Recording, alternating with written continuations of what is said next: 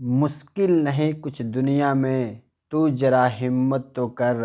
मुश्किल नहीं कुछ दुनिया में, तू जरा हिम्मत तो कर। ख्वाब बदलेंगे हकीकत में, तू जरा कोशिश तो कर। तू जरा कोशिश कर। गुड मॉर्निंग स्टूडेंट्स, मैं आपका होस्ट वाल्मीकि कुमार कोश। आज हम आप लोगों के लिए लेकर आए हैं बहुत ही महत्वपूर्ण टॉपिक, जो हम सबके लिए बहुत ही जानकारी के लिए महत्वपूर्ण है। जैसा कि आप देख पा रहे हैं, आज का जो हमारा टॉपिक है मानव स्वास्थ्य और रोग। मानव स्वास्थ्य और रोग, जो कि क्लास 12th में चैप्टर 8 में दिया गया है। और यह टॉपिक जो है एग्ज़ाम के व्यू से तो महत्वपूर्ण है, और यह टॉपिक ऐसे हैं जो छात्र नहीं हैं उनके लिए भी बहुत लाभकारी है, क्योंकि हम लोग को स्वस्थ रहना है। स्वास्थ्य ही सबसे बड़ा धन है। बिना कोई स्वस्थ रहे अधिक दिनों तक नहीं जीवित पाते। इसलिए स्वस्थ रहने के लिए हमें क्या क्या करना होगा, हम कैसे अपने आप को स्वस्थ रख सकते हैं, तभी हमारा ज़िंदगी आगे बढ़ेगा और हम अच्छे मुकाम हासिल कर सकते हैं। ठीक है, और स्वस्थ रहने के लिए हमें क्या करना है, उन सभी टॉपिक को लेके आज हम डिस्कस करने वाले हैं। तो इस टॉपिक को बिना किसी समय गंवाए आप लोग भी इसको शुरू से वीडियो अंत तक ज़रूर देखिएगा। यदि आप शुरू से वीडियो लगातार नहीं देख रहे हैं तो आपको कुछ इम्पोर्टेंट चीज़ छूट जाएगा और आप इससे वंचित पड़ जाएंगे और आपको स्वस्थ रहने के तरीके भूल जाएंगे, क्योंकि आपको स्वस्थ रहना है तभी ज़िंदगी जी सकते हैं। ठीक है, तो आज का इसी आधारित पर हमारा टॉपिक है मानव स्वास्थ्य और रोग, जो क्लास 12th में बहुत ही महत्वपूर्ण टॉपिक है। अक्सर एग्जाम में इससे क्वेश्चन आते हैं। ठीक है, और हर एक व्यक्तियों को जानकारी इन चीज़ों की होनी चाहिए, क्योंकि हम अपने आप को बेहतर करेंगे तो उसके लिए सबसे बड़ा जड़ क्या है, स्वस्थ। यदि हम स्वस्थ हैं तो कुछ भी हासिल कर सकते हैं और हमारी उम्र भी अधिक दिनों तक जीवित रह सकती है, लंबी उम्र हो सकती है। तो आइए शुरू करते हैं बिना समय गंवाए। तो आज का हमारा टॉपिक है मानव स्वास्थ्य और रोग। शुरू करने से पहले आप लोग को एक रिक्वेस्ट है, यदि आप हमारे चैनल BK बायोटीज को अभी तक सब्सक्राइब नहीं किए हैं तो सब्सक्राइब कर लीजिएगा और बेल आइकन पर जरूर दबाइएगा, ताकि हमें कोई भी वीडियो आप लोगों के लिए आऊँ आप लोगों को सबसे पहले उपलब्ध हो जाए। ठीक है, तो चैप्टर शुरू करने से पहले आप लोग जानिए कि अच्छा स्वास्थ्य क्या है, आखिर स्वास्थ्य किसे कहते हैं। ठीक है, अच्छा स्वास्थ्य किसे कहते हैं, अच्छा स्वास्थ्य क्या है। ठीक है, अच्छा स्वास्थ्य का परिभाषा जो है विश्व बैंक के विश्व अंतर्राष्ट्रीय संगठन जो है WHO, उसके द्वारा जो दिया गया है उसी को अंतर्राष्ट्रीय स्तर पर माना गया है, और हम लोग के लिए भी यह सटीक बैठता है। ठीक है, तो अच्छा स्वास्थ्य जो WHO के अनुसार से कहा गया है कि कोई भी जीव, किसी भी जीव में यदि वह शारीरिक एवं मानसिक तथा एवं सामाजिक कार्यों को करने में सामर्थ हो तो उसे अच्छा स्वास्थ्य कह सकते हैं। शारीरिक मतलब कोई भी जीव हो, कोई भी व्यक्ति हो, यदि आप अपने शरीर के उपयोग के, शरीर के किसी अंगों का उपयोग करके यदि किसी तरह का काम करने में वह सक्षम है तो वह अच्छा स्वास्थ्य कहलाएगा। मानसिक मतलब होता है दिमागी हालत में, यदि किसी व्यक्ति से वह बात विचार कर रहा है तो अच्छे से बात कर रहा है। यदि हम किसी तरह का सवाल पूछ रहे हैं, आप उसको सही तरह से जवाब दे रहे हैं तो आप मानसिक रूप से अच्छे कहलाएंगे। ठीक है, मतलब मानसिक मतलब आप कह सकते हैं कि दिमागी हालत जो है आपके कंट्रोल में होना चाहिए, आपके अधिकार में होना चाहिए, और आपके इच्छा के अनुसार काम कर रहा है तो आप मानसिक रूप से स्वस्थ हैं। ठीक है, और एवं सामाजिक कार्य करने मतलब हुआ कि यदि आप कोई ऐसे काम कर रहे हैं कि समाज के हित में, ऐसा कि आप काम कर रहे हैं दूसरे को लगेगा गलत काम है या पागल की तरह काम कर रहा है, तो उसे नहीं। सामाजिक कार्य मतलब जो भी हो, शारीरिक एवं मानसिक एवं सामाजिक कार्य में यदि आप सामर्थ्य हों तो आप अच्छा स्वास्थ्य हैं, तो उसे ही अच्छा स्वास्थ्य कहलाते हैं। तो आई होप आप लोग को ये समझ में आ गया होगा कि अच्छा स्वास्थ्य क्या है। तो अच्छा स्वास्थ्य वह स्थिति है जिसमें कोई भी जीव शारीरिक, मानसिक एवं सामाजिक कार्य करने में सामर्थ हो तो उस व्यक्ति को उसे अच्छा स्वास्थ्य कहेंगे। ठीक है, अब अच्छा स्वास्थ्य कैसे होता है, एक स्वस्थ मनुष्य का शरीर सभी मौसम और परिस्थितियों के अनुसार अपने आप को बदल सकता है।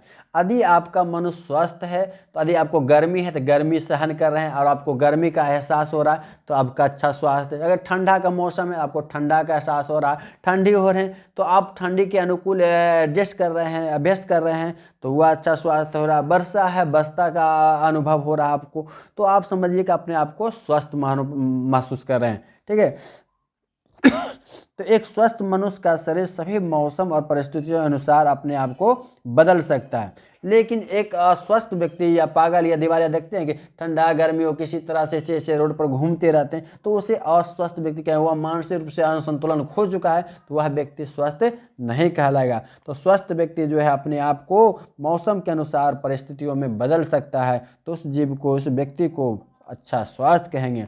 अब देखिए, मनुष्य एक सामाजिक प्राणी है और वह अकेले नहीं बल्कि समुदाय में रहते हैं। अब मनुष्य क्या है, एक सामाजिक प्राणी है। सामाजिक प्राणी में तो समाज में रह के काम करते हैं, जीवन यापन करते हैं, तो समाज के लोगों के बीच रहते हैं, समाज के लोगों के से भेदभाव उनका अच्छा होता है, ठीक है। लेकिन एक स्वस्थ मनुष्य जो है यदि समाज में रह रहे हैं और उसका दिमागी हालत या किसी प्रकार का वह गलत काम कर रहे हैं बाकी आगे, ताकि आगे समाज के लोगों को वह जो है खराब लगे या अच्छा नहीं लगे, तो वह व्यक्ति सामाजिक रूप में क्या कहलाता है, पागल कहलाता है। तो पागल किसको कहते हैं, मानसिक रूप से जिसका असंतुलन बिगड़ जाता है उस व्यक्ति को पागल कहते हैं, तो वह व्यक्ति अच्छा स्वास्थ्य नहीं कहलाएगा। इसलिए अच्छा स्वास्थ्य के लिए समाज में भी रहना स्वस्थ जरूरी है अच्छे ढंग से। तो अच्छे स्वास्थ्य के लिए अनेक मूल शर्त की आवश्यकता है। अब कोई भी जीव, कोई भी व्यक्ति यदि स्वस्थ रहना चाहते हैं तो उसे कुछ जरूरी शर्तों को पालन करना होगा। यदि आप जरूरी शर्तों का पालन कर रहे हैं तभी आप स्वस्थ रहेंगे। तो जरूरी शर्तों में सबसे पहला जी आता है संतुलित आहार। यदि कोई भी जीव हो, कोई भी व्यक्ति को अच्छा स्वस्थ रहना है तो उसे संतुलित आहार कहा है। संतुलित आहार का मतलब होता है एक ऐसा आहार जिसमें सभी पोषक तत्व जैसे प्रोटीन, वसा, कार्बोहाइड्रेट, खनिज और विटामिन की समुचित मात्रा उपलब्ध हो। मतलब स्वस्थ रहने के लिए हमें सबसे पहले क्या करना होगा, संतुलित आहार होगा। संतुलित आहार मतलब हमें पर डे हर एक चीज़ भोजन में खाना होगा। हर एक चीज़ मतलब क्या हुआ, वो पोषक तत्व कहलाते हैं, जैसे प्रोटीन, वसा, कार्बोहाइड्रेट, खनिज लवण और विटामिन। इन सभी की हर रोज़ हमें आवश्यकता होता है और इन सब का हम प्रतिदिन सेवन कर रहे हैं, तभी हमारा मानसिक, शारीरिक एवं सामाजिक रूप से हम स्वस्थ रह पाएंगे। तो अच्छा स्वास्थ्य के लिए सबसे ज़रूरी क्या है, संतुलित आहार। और संतुलित आहार में क्या ज़रूरी है, प्रोटीन। प्रोटीन मतलब हो गया जैसे आप लोग दाल खा रहे हैं, दाल वाला पदार्थ खा रहे हैं तो आपको प्रोटीन मिल रहा है। तेल वाला या घी वाला पदार्थ खा रहे हैं तो आपको वसा मिल रहा है। चावल, गेहूं, रोटी खा रहे हैं तो आपको कार्बोहाइड्रेट मिल रहा है। खनिज, विटामिन, फल सब्जियां खा रहे हैं तो विटामिन और कैल्शियम, खनिज लवण मिल रहे हैं। तो ये सभी तत्वों की आवश्यकता हमारे शरीर के ग्रोथ के लिए है, अच्छे स्वास्थ्य के लिए है, और ये सभी हम पर डे यूज कर रहे हैं, ले रहे हैं, तो हमें अच्छे स्वास्थ्य रहने में कामयाब मिलेगी। ठीक है, ये सभी पोषक तत्व हमारे शरीर को रोगों से लड़ने की शक्ति को बढ़ाता है। यदि ये सभी पोषक तत्व हम प्रतिदिन भोजन में रहे हैं तो हमारे शरीर में क्या हो रहा है, रोग प्रतिरोधी क्षमता विकसित होती है और किसी प्रकार का रोग से लड़ने की हमें क्षमता विकसित होती है। अच्छा स्वास्थ्य की जो दूसरी प्रमुख शर्तें हैं वह है व्यक्तिगत एवं घरेलू स्वास्थ्य। यदि किसी व्यक्ति को अच्छा स्वस्थ रहना है तो उसे कुछ घरेलू एवं व्यक्तिगत स्वास्थ्य कारकों पर ध्यान देना चाहिए। व्यक्तिगत मतलब हर एक व्यक्ति को रोजाना प्रतिदिन स्नान करना चाहिए, साफ कपड़े पहनना चाहिए। यदि कोई व्यक्ति रोजाना अच्छे से स्नान नहीं कर रहे हैं और साफ कपड़े नहीं पहन रहे हैं तो उसके शरीर पर क्या होते हैं, सूक्ष्म जीव जम जाते हैं, जिससे उसके शरीर पर गंध देना शुरू होता है। ठीक है, और ऐसा करने से क्या होता है, उसके शरीर रोगों का शिकार हो जाता है और वह क्या होते हैं, रोगग्रस्त हो जाते हैं। इसलिए हर एक व्यक्ति को प्रतिदिन क्या होगा, ध्यान देना चाहिए। तो व्यक्तिगत रूप से एवं घरेलू रूप से क्या करना चाहिए, साफ सफाई पर ध्यान देना चाहिए। ठीक है, साफ सफाई मतलब हुआ व्यक्तिगत रूप से, जैसे अपने दांतों की नियमित रूप से सफाई करें, अपने हाथ पैर को अच्छे से साबुन से धोप करें, ताकि आप अच्छे से कपड़े साफ नहीं कर रहे हैं तो आपके शरीर पर जर्म नहीं हो रहे हैं। ठीक है, तो इसलिए अच्छा स्वास्थ्य के लिए हम लोगों को व्यक्तिगत एवं घरेलू स्वास्थ्य पर विशेष रूप से ध्यान देना चाहिए। तीसरा जो प्रमुख कारण है अच्छे स्वास्थ्य के लिए वह है स्वच्छ भोजन एवं जल। हर एक व्यक्ति, अभी तक बताया कि हम लोग को संतुलित रूप से आहार चाहिए, लेकिन भोजन कैसा चाहिए, स्वच्छ भोजन एवं जल। मतलब शुद्ध भोजन और शुद्ध जल हमें चाहिए। ऐसा नहीं कि यदि हम अशुद्ध जल पी रहे हैं या शुद्ध भोजन कर रहे हैं तो हम भी क्या हो सकते हैं, बीमार हो सकते हैं, रोगग्रस्त हो सकते हैं। इसलिए हमें स्वस्थ भोजन चाहिए। स्वस्थ भोजन मतलब गर्म भोजन, ताज़ी भोजन, और ऐसा भोजन जहाँ पे ढक कर रखे हुए हैं, जहाँ पे जर्म जल्दी से कीड़े मकोड़े नहीं आ सकते हैं, मच्छियाँ नहीं नहीं आ सकती है, तो उन भोजनों को साफ सुथरे ढंग से ढक कर एवं गर्म भोजन का यूज करना चाहिए। तो हम क्या सकते हैं, स्वस्थ रह सकते हैं। मतलब ताज़ा भोजन और स्वच्छ पानी, ताज़ा भोजन का हमें हमेशा प्रयोग करें तो स्वस्थ रहेंगे, क्योंकि गर्म जो होते हैं उस पर सूक्ष्म जीव का विकास नहीं होता है। शुद्ध जल होना चाहिए, यदि हो सके तो गर्म पानी पिए, तो और आपके शरीर स्वस्थ रहने के लिए बहुत ज़रूरी होता है। ठीक है, तो अच्छा स्वास्थ्य के लिए तीसरी जो महत्वपूर्ण शर्तें हैं, स्वच्छ भोजन एवं जल। चौथा जो अच्छा स्वास्थ्य के लिए महत्वपूर्ण जरूरी है, शुद्ध एवं स्वच्छ हवा। शुद्ध एवं स्वच्छ हवा, जैसे हम लोग को श्वसन क्रिया के लिए ऑक्सीजन चाहिए, ठीक है, और ऑक्सीजन हमें शुद्ध रूप से चाहिए, ना कि यह दूसरे गैसों का मिश्रण चाहिए, अशुद्ध हवा नहीं चाहिए। ऐसा आप लोग महसूस किए होंगे कि जहाँ पे शरीर गली मोहल्ले में या घरों में ज़्यादा मात्रा में धुआं है, वहाँ पे आपको दम घुटना होगा। ऐसा इसलिए कि उन धुआं में कार्बन डाइऑक्साइड, नाइट्रोजन, इन सब गैसों की मात्रा ज़्यादा होता है और कार्बन डाइऑक्सीजन की मात्रा कम होता है। लेकिन हमें स्वस्थ रहने के लिए कार्बन डाइऑक्साइड नहीं बल्कि ऑक्सीजन की ज़रूरत होता है, इसलिए वह धुआं मात्रा जो होते हैं उसमें ऑक्सीजन कम होते हैं, इसलिए हमें वहाँ पे दम घुटने लगता है। इसलिए हमें शुद्ध हवा हमेशा चाहिए ताकि हम स्वस्थ रहें, और शुद्ध हवा जब रहेगा, स्वच्छ हवा जाएगा हमारे शरीर में, तो हमें एक सर्दी खांसी की जैसी बीमारियों से राहत मिल जाएगी। ठीक है, अच्छा स्वास्थ्य के लिए चौथी जो प्रमुख शर्त है, हम लोगों को नियमित रूप से व्यायाम करना चाहिए और समय समय पर विश्राम करना चाहिए। ऐसा नहीं कि आप दिन भर काम कर रहे हैं, आराम नहीं कीजिए। लगातार काम नहीं करने से भी हमारे शरीर अस्वस्थ हो जाते हैं, स्वास्थ्य खराब हो जाता है। ठीक है, इसीलिए हमें सुबह शाम तो व्यायाम करना चाहिए। कैसे कुछ लोग सुबह दौड़ते हैं, फील्डों में ग्राउंड में दौड़ते हैं, कुछ लोग एक्सरसाइज करते हैं, कुछ लोग काम करते हैं, लेकिन समय समय पर विश्राम भी करना चाहिए। इसलिए अच्छा स्वास्थ्य के लिए व्यायाम और विश्राम दोनों बहुत ज़रूरी है। ठीक है, यदि इन सब चीज़ों को पालन कर रहे हैं तो आप स्वस्थ हैं, आप स्वस्थ रह सकते हैं और आपकी उम्र अधिक दिनों तक बनी रह सकती है, आपकी उम्र लंबी हो सकती है। ठीक है, अब अच्छा स्वास्थ्य के लिए जो छठा प्रमुख कारण है वह व्यसन। व्यसन का मतलब ना होना। व्यसन कहने मतलब एक आदत जिसको बोलते हैं, किसी चीज़ की नशा मुक्त। जैसे आपको नशा नहीं करना है, नशा ना होना, नशा का शिकार नहीं होना है। यदि आपको स्वस्थ रहना है तो आपको किसी प्रकार का नशे चीज़ का प्रयोग नहीं करना होगा। इसलिए उसको बोलते हैं व्यसन जनी, मतलब जो भी मादक द्रव्य हैं या मादक पदार्थ हैं उसका सेवन नहीं करना है। यदि आप सेवन नहीं कर रहे हैं तो आपके शरीर की कोशिका वृद्धि अधिक करेगी, कोशिका स्वस्थ रहेगी और आपकी उम्र लंबी होगी। इसलिए किसी प्रकार का नशा जैसे दारू, ताड़ी, गांजा, बीड़ी, भांग, इन सब चीज़ों का आप सेवन ना करें। इससे आपकी उम्र क्या होगा, लंबी होगी। इसीलिए किसी प्रकार का नशा मुक्त होना है, नशा ना करना है, तो आपकी उम्र लंबी होगा। ठीक है, तो अच्छा स्वास्थ्य रहने के लिए 6 प्रमुख कारक थे। ठीक है, अब इन कारकों का हेल्प से, इन कारकों को आप उपयोग में लाएंगे तो आपकी उम्र लंबी होगा, और आपकी उम्र लंबी होगी तो आप जीवन में कोई भी काम करेंगे तो उसमें आपको सफलता मिलेगी, क्योंकि मेहनत है। इसलिए कर्म ही पूजा है, कर्म कीजिएगा तो पूजा ही है। ठीक है, और साथ में इन अच्छा स्वास्थ्य के लिए इन वस्तुओं का पालन करना होगा। आप लोग अभी हम तक हमारे चैनल को सब्सक्राइब नहीं किए हैं तो सब्सक्राइब कर लीजिएगा और अपने दोस्तों में शेयर जरूर कीजिएगा। अब नेक्स्ट जो हमारा है मानव रोग। अब अच्छा स्वास्थ्य में ये सब देख लीजिए, अच्छा स्वास्थ्य के लिए सब पालन होता है। मानव रोग क्या है, तो मानवों के शरीर की वह स्थिति, मनुष्य के शरीर की वह स्थिति जिसके शरीर में हो जाने पर स्वास्थ्य बिगड़ जाता है, उसे मानव रोग कहते हैं। मतलब मनुष्य में कई बार क्या होता है, कुछ स्थिति आती है जिससे हमारा स्वास्थ्य क्या होता है, बिगड़ जाता है। शरीर का अंग तन समान रूप से कार्य नहीं कर पाता है तो उसे मानव रोग कहते हैं। जब मनुष्य के किसी अंग का, शरीर का कोई भी अंग सही रूप से काम नहीं कर पा रहा है तो उसे क्या कहेंगे, मानव रोग कहेंगे। मनुष्यों में कई तरह के मानव रोग होते हैं।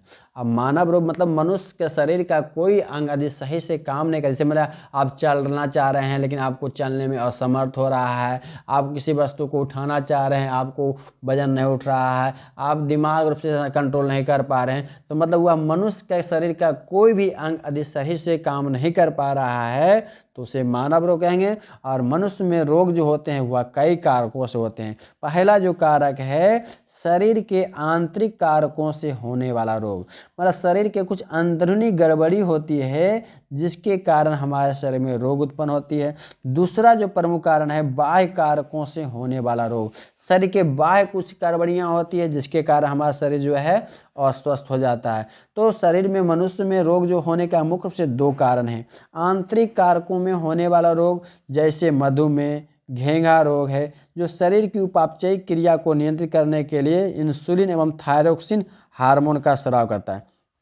ठीक है, हमारे शरीर के अंदरूनी भाग में जैसे मधुमेह क्या है, घेंघा रोग, ये दो ऐसे रोग है जो शरीर में उपापचयी क्रिया के दौरान जो इंसुलिन रोग होते हैं, मतलब इंसुलिन की कमी से मधुमेह रोग होते हैं, और घेंघा जो रोग होते हैं थायरोक्सिन की कमी से। मधुमेह रोग जो है अग्नाशय की लैंगरहैंस की दीपिका से स्रावित एक हार्मोन है इंसुलिन, जो शरीर में कार्बोहाइड्रेट या ग्लूकोज की मात्रा को नियंत्रित करता है। उसी प्रकार थायरोक्सिन जो है थायराइड ग्रंथि से स्रावित होता है या शरीर में जो है आयोडीन की मात्रा को नियंत्रित करता है। अब इन दोनों के कम या ज़्यादा होने से हमारे शरीर में क्या हो जाते हैं, मधुमेह एवं घेंघा रोग होते हैं, जो कि हमारे शरीर के आंतरिक गड़बड़ों के कारण होता है या किसी बाह्य कारकों से उत्पन्न नहीं होता है। तो ऐसे रोग को बोलते हैं आंतरिक रोग, जो हमारे शरीर के भीतरी अंगों के गड़बड़ी से उत्पन्न होते हैं। ठीक है, जिसमें मधुमेह आ गया, घेंघा रोग आ गया। ठीक है, दूसरा जो है बाह्य कारकों से होने वाला रोग। बाह्य कारकों से होने वाला रोगों में दो प्रकार के होते हैं, एक संक्रामक रोग, दूसरा असंक्रामक रोग। कुछ ऐसे रोग हैं जो शरीर के बाहरी अंगों के गड़बड़ी या बाहर से शरीर में प्रवेश कर जाते हैं और उससे शरीर को क्या करते हैं, रोगग्रस्त बनाते हैं। तो ऐसे रोगों को बोला जाता है बाह्य कारकों से होने वाला रोग।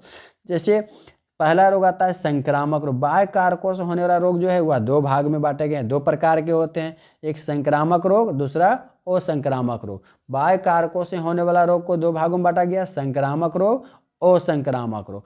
अब संक्रामक रोग किसे कहते हैं, तो ऐसे रोग जो सूक्ष्म रोगाणुओं के कारण उत्पन्न होते हैं तथा जो एक व्यक्ति से दूसरे व्यक्ति में स्थानांतरित होते हैं, उसे संक्रामक रोग हैं।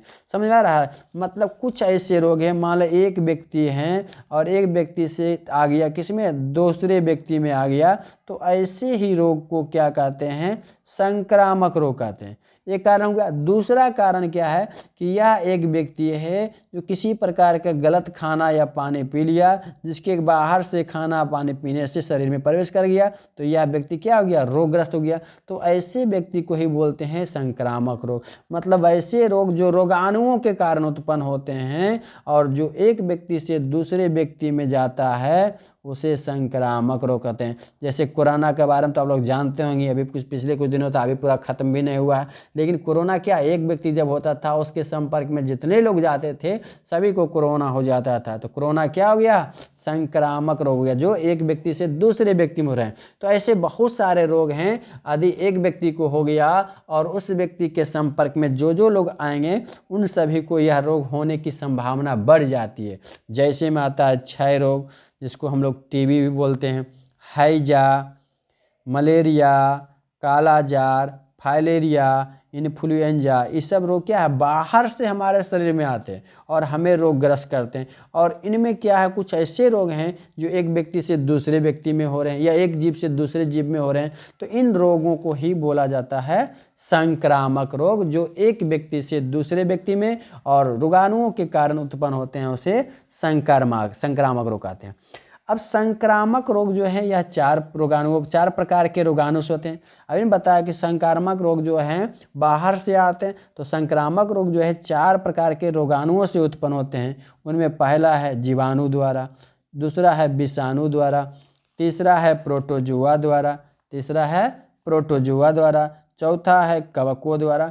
मतलब इन संक्रामक रोग जो चार प्रकार के रोगाणुओं के द्वारा उत्पन्न होते हैं, यह चारों प्रकार के रोगाणु हमारे शरीर में भोजन, पानी, ठीक है, या श्वसन क्रिया के दौरान हमारे शरीर में प्रवेश कर जाते हैं और हमें रोगग्रस्त कर देते हैं। तो संक्रामक रोग जो है चार प्रकार के रोगाणुओं के द्वारा उत्पन्न होते हैं, जीवाणु द्वारा, विषाणु द्वारा, प्रोटोजुआ द्वारा, कवकों द्वारा।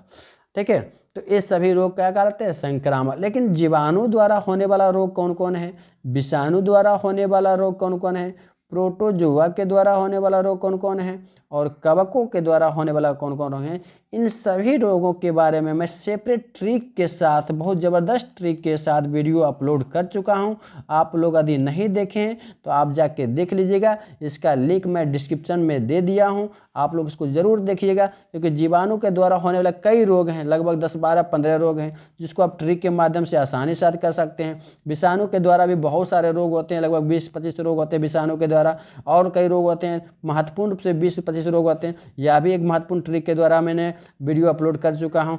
प्रोटोजुआ के द्वारा होने वाला रोग बहुत सारा होते हैं, कवकों के द्वारा जो होने वाला रोग है, इन सभी का मैं सेपरेट वीडियो ट्रिक के साथ अपलोड कर चुका हूँ, और इसका लिंक भी डिस्क्रिप्शन में दे दिया हूँ। आप लोग अभी नहीं देखें तो इस चीज़ को देख लीजिएगा। ये सभी रोग क्या कहलाते हैं? संक्रामक रोग कहलाते हैं। दूसरा जो बाह्य कारकों से उत्पन्न रोग हैं उसको बोलते हैं असंक्रामक रोग। असंक्रामक रोग मतलब ऐसे रोग जो सूक्ष्म रोगाणुओं के कारण उत्पन्न नहीं होते हैं तथा जो एक व्यक्ति से दूसरे व्यक्ति में स्थानांतरित नहीं होते हैं, वह असंक्रामक रोग कहते हैं। अभी बताया कि जो बाहर से हमारे शरीर में जाते हैं उसको संक्रामक, जो हमारे शरीर में बाहर से नहीं जाते हैं बल्कि शरीर के भीतर गड़बड़ी के कारण उत्पन्न होते हैं तो उसे असंक्रामक रोग कहते हैं। और संक्रामक रोग क्या हो रहे थे? वह एक व्यक्ति से दूसरे व्यक्ति में हो रहे थे, लेकिन असंक्रामक रोग एक व्यक्ति से दूसरे व्यक्ति में नहीं होता है, बल्कि शरीर के आंतरिक गड़बड़ी के कारण होते हैं। जैसे हार्मोन के गड़बड़ी कारण एलर्जी और संक्रामक रोग क्या है? असंक्रामक रोग। कैंसर क्या? असंक्रामक रोग। अभी हार्मोन के गड़बड़ी से बताया था, थायरॉक्सिन, मधुमेह, ठीक है, ये सब क्या है? हार्मोन के गड़बड़ी से उत्पन्न होते हैं। घेंगा रोग, मधुमेह रोग, ये सब क्या है? हार्मोन के गड़बड़ी से होते हैं। तो ये सब रोग क्या कहते हैं? असंक्रामक। बस दोनों में अंतर सिर्फ यही है कि संक्रामक में सूक्ष्म रोगाणुओं के कारण उत्पन्न होते हैं, या सूक्ष्म रोगाणुओं के कारण उत्पन्न नहीं होते हैं, या बाहर से हमारे शरीर में आते हैं, या बाहर से हमारे शरीर में आते हैं। बाहर से आते हैं तो इसमें 4 प्रकार के रोगाणु होते हैं, एक जीवाणु होता है, एक विषाणु होते हैं, प्रोटोजुआ होते हैं, कवक, यह सब बाहर से आके हमारे शरीर में प्रवेश करते हैं। लेकिन इसमें कुछ हमारे अंदरूनी गड़बड़ियाँ कारण उत्पन्न होते हैं तो उसको असंक्रामक रोग रखते हैं। आई होप आप लोग को यह चीज़ समझ में आ गया होगा। अब देखिए कि असंक्रामक जो रोग हैं यह कई प्रकार के होते हैं। असंक्रामक रोग जो है निम्नलिखित प्रकार के होते हैं। जैसे उम्र के साथ बढ़ने वाले रोग, जैसे जैसे व्यक्ति का उम्र बढ़ते जाता है उनमें कुछ रोग उत्पन्न हो जाते हैं तो उसको असंक्रामक, जैसे हृदय रोग, डायबिटीज रोग, बात, मस्तिष्क का सदमा, ये सब जैसे जैसे आपको मतलब 45 से प्लस पार होइएगा तो आप लोगों में भी बहुत सारे ऐसे रोग इस सब का ऑटोमेटिक स्थापना मतलब उम्र के बढ़ने के कारण होते हैं। कुछ ऐसे रोग हैं हमारे खान पान जैसे हीनता रोग, जिसमें प्रोटीन, खनिज लवण, विटामिन आदि, हम प्रोटीन और खनिज लवण या विटामिन का सेवन कम कर रहे हैं तो आने वाला समय धीरे धीरे हमें क्या हो जाएगा? हीनता रोग हो जाएगा, क्वासिसिको रोग हो जाएगा। कई ऐसे रोग हैं जिससे हमारा बौद्धिक विकास, मानसिक विकास कम हो जाएगा और हमें याददाश्त बुढ़ापा में जाके कम जाएंगे। यही कारण होता है यदि हमारे खान पान सही से नहीं है तो अभी कोई दिक्कत नहीं, युवावस्था में कोई दिक्कत नहीं है, लेकिन उम्र ढलने के बाद आपको ये सभी समस्याएं दिखने लगेगा। तीसरा जो रोगों का कारण है ड्रग्स एवं अल्कोहल, कैसे हमारा स्वास्थ्य पर प्रभाव पड़ता है। कुछ लोग बीड़ी, गांजा, भांग पीते हैं, इससे हमारे स्वास्थ्य पर प्रतिकूल प्रभाव पड़ता है। तो इन सब से भी क्या होते हैं? हमारे शरीरों में रोग होते हैं। तो इन सब से मुक्ति रहना है, ठीक है। आप लोग अभी तक चैनल नहीं सब्सक्राइब किए हैं तो प्लीज़ सब्सक्राइब कर लीजिएगा और अपने दोस्तों में शेयर कीजिएगा ताकि वो भी इस चीज़ों की जानकारी रख के अपने आप को स्वस्थ रहें, मस्त रहें, ठीक है। अब देखिए, एक व्यक्ति से दूसरे व्यक्ति या एक जीव से दूसरे जीव में रोगों का प्रसार कैसे होता है, मतलब मानव में एक मानव से दूसरे व्यक्ति, उसके कई कारण हैं। रोग के प्रसार होने का भी कई कारण है, रोग के फैलने का भी कई कारण है। पहले, मानवों में रोगों का प्रसार निम्नलिखित तरीके से होता है। मनुष्यों में रोगों का प्रसार जो है कई तरीकों से होता है, जिसमें पहला है भोजन और जल।